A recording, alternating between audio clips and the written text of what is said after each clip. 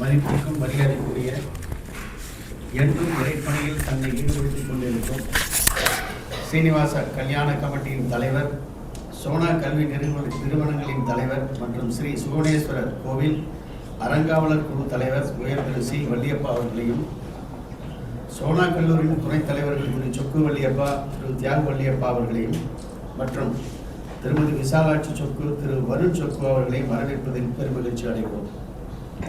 நிகழும் மங்களகரமான விஸ்வாஸ் விசு வருடம் மார்கழி மாதம் 26ஆம் நாள் 10/1/2026 சனிக்கிழமை மாலை 4 மணி முதல் இரவு 9 மணி வரை Salem junction main road Sona கல்வி நிறுவனங்களின் திறந்தவெளி மைதானத்தில் ஸ்ரீதேவி பூதேவி சமேத ஸ்ரீனிவாச கல்யாணம் 5வது முறையாக 5 முறை 5வது முறை நடக்கப் போகிறது.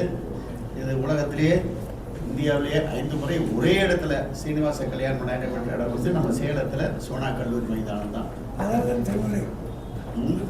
திருமலையில் டெய்லி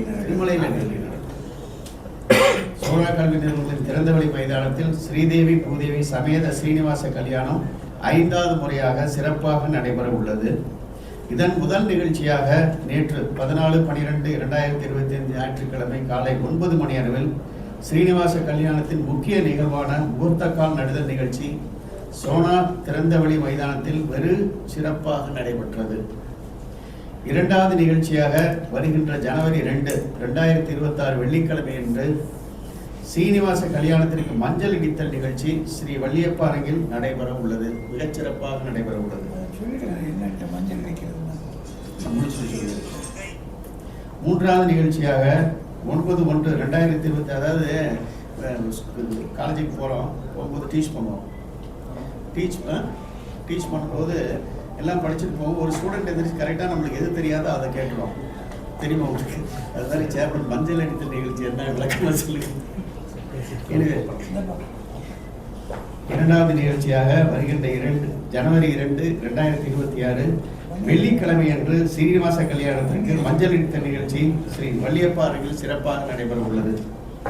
3வது நிகழ்ச்சியாக 9/1/2026 வெள்ளிக்கிழமை அன்று மாலை 7 மணிக்கு ஸ்ரீதேவி பூதேவி சமேத ஸ்ரீனிவாச பெருமாள் சோனா கல்லூரி வளாகத்தில் உள்ள ஸ்ரீ வள்ளியப்பா அரங்கத்தில் எழுந்தருள உள்ளார்.